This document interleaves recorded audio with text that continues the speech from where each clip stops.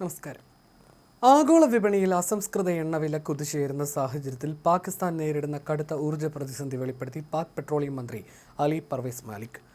ആഗോള crude oil വില കുതിച്ചുയരവെ ഇന്ത്യയെപ്പോലെ തങ്ങൾക്ക് തന്ത്രപ്രധാനമായ എണ്ണശേഖരമില്ലെന്നാണ് പാക് മന്ത്രി തുറന്നു പറയുന്നത്.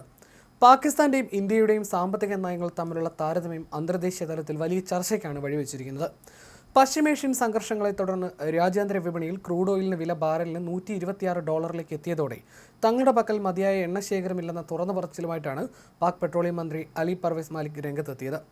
ഇന്ത്യയെ പോലെ ദീർഘവീക്ഷണത്തോടെയുള്ള തന്ത്രപ്രധാനമായ എണ്ണശേഖരം പാകിസ്ഥാൻ ഇല്ലാത്തത് രാജ്യം നേരിടുന്ന ഏറ്റവും വലിയ വെല്ലുവിളിയാണെന്നും അദ്ദേഹം സമ്മതിക്കുന്നു.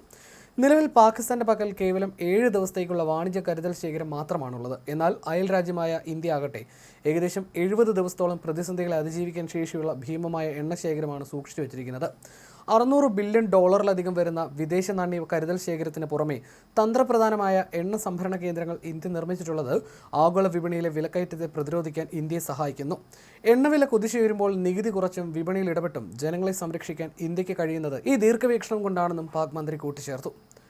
നമ്മുടെ പക്കൽ വാണിജ്യ കരുതൽ ശേഖരം മാത്രമേ ഉള്ളൂ. 7 ദിവസത്തേക്കുള്ള ക്രൂഡ് ഓയിൽ മാത്രമാണ് പാകിസ്ഥാനിൽ അവശേഷിക്കുന്നത്. അതേസമയം ഇന്ത്യയുടെ പക്കൽ 70 ദിവസത്തേക്ക് വരെയുള്ള കരുതൽ ശേഖരമുണ്ട്. ഇന്ത്യയുടെ കൈവശം $600 കരുതൽ ശേഖരം മാത്രമല്ല, തന്ത്രപരമായ കരുതൽ ശേഖരം അവർ നിലനിർത്തുന്നു. ഇത് ഇന്ത്യയെ പ്രതിസന്ധി പരിഹരിക്കാൻ സഹായിക്കുന്നു. എണ്ണവില കുതിച്ചുയരുന്നതിനനുസരിച്ച് നികുതി കുറയ്ക്കുന്നതുൾപ്പെടെ പരിഹാര മാർഗ്ഗങ്ങൾ കണ്ടെത്താൻ ഇന്ത്യക്ക് കഴിയുന്നു. ഡീസൽ വില 4 ഇരട്ടി വരെ വർദ്ധിച്ചതോടെ ഡീസലിന്റെ ലെവി 0 കുറയ്ക്കാനും മുഴുവൻ ഉപഭോഗവും പെട്രോളിലേക്ക് മാറ്റാനും ആലോചനയുണ്ട്. മോട്ടോർ സൈക്കിൾ യാത്രക്കാർക്ക് സബ്സിഡി നൽകാനും തീരുമാനമായെന്നും മന്ത്രി വ്യക്തമാക്കി. പാകിസ്ഥാനിൽ ഇന്ധനവിലയിലുണ്ടായ അനിയന്ത്രിതമായ വർധനവ് ജനജീവിതം ദുസ്സഹമാക്കിയിരിക്കുകയാണ്. രാജ്യത്ത് ഇന്ധനവിലയിൽ 42.7% വർധനവാണ് രേഖപ്പെടുത്തിയത്.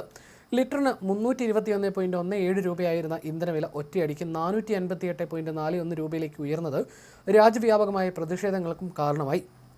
ജനരോഷം തണുപ്പിക്കാനായി പ്രധാനമന്ത്രി ഷെഹബാസ് ഷെരീഫ് പെട്രോൾ വിലയിൽ ലിറ്ററിന് 80 രൂപ കുറച്ച് 378 രൂപയിലേക്ക് എത്തിച്ചെങ്കിലും ഇത് സമ്പദ് വ്യവസ്ഥയ്ക്ക് വലിയ ബാധ്യതയാകുന്നുണ്ട്.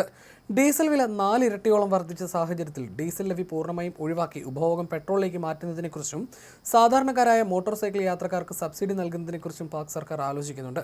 പാകിസ്ഥാൻ അതിരൂക്ഷമായ വിലക്കയറ്റത്തിലൂടെ കടന്നു പോകുമ്പോഴും ഇന്ത്യയിലെ ഇന്ധനവില താരതമ്യേന സ്ഥിരതയാർന്ന നിലയിലാണ് തുടരുന്നത്. ഡൽഹിയിൽ പെട്രോൾ ലിറ്ററിന് 94.77 രൂപയും ഡീസലിന് 87.67 രൂപയുമാണ് നിലവിലെ നിരക്ക്. വിപണിയിലെ ചാഞ്ചാട്ടങ്ങൾ സാധാരണക്കാരെ നേരിട്ട് ബാധിക്കാത്ത രീതിയിൽ തന്ത്രപരമായ കരുതൽ ശേഖരം ഉപയോഗിച്ച് വില നിയന്ത്രിക്കാൻ ഇന്ത്യക്ക് സാധിക്കുന്നു. അടിയന്തര സാഹചര്യങ്ങൾക്കായി വൻതോതിൽ എണ്ണ സംഭരിച്ചു വെക്കാനുള്ള സംവിധാനങ്ങൾ ഇന്ത്യ നേരത്തെ തന്നെ ഒരുക്കിയിരുന്നു. പാകിസ്ഥാനിലാകട്ടെ ഓരോ ആഴ്ചയും എണ്ണ ഇറക്കുമതി ആശ്രയിക്കേണ്ടി വരുന്നത് ആഗോള രാഷ്ട്രീയത്തിലെ ചെറിയ മാറ്റങ്ങൾ പോലും രാജ്യത്തെ സാമ്പത്തികമായി തകർക്കുന്ന അവസ്ഥയിലേക്കാണ് എത്തിച്ചിരിക്കുന്നത്. പാക് മന്ത്രിയുടെ ഈ ഒരു വെളിപ്പെടുത്തൽ ഇരു രാജ്യങ്ങളും തമ്മിലുള്ള സാമ്പത്തിക ഭദ്രതയിലെ വലിയ വ്യത്യാസമാണ് തുറന്നു കാട്ടുന്നത്. അതേസമയം അരനൂറ്റാണ്ടിനിടെ പാകിസ്ഥാൻ നേരിടുന്ന ഏറ്റവും വലിയ ഇന്ധന പ്രതിസന്ധിയിലേക്കാണ് കാര്യങ്ങൾ നീങ്ങുന്നതെന്നാണ് സൂചന. ഇതിൻ്റെ പ്രത്യാഘാതങ്ങൾ കൂടുതൽ രൂക്ഷമാകുമെന്നും കൃഷി, ഗതാഗതം മുതൽ ഭക്ഷണത്തിൻ്റെയും അടിസ്ഥാന സാധനങ്ങളുടെയും വിലയെ വരെ ഇത് ബാധിക്കുമെന്നും വിദഗ്ധർ പറയുന്നു. ജീവിത ചെലവ് വർദ്ധിച്ച് നേരത്തെ തന്നെ പ്രതിസന്ധിയിലായ ജനങ്ങളെ ഈ അവസ്ഥ കൂടുതൽ ദുരിതപൂർണ്ണമാക്കും.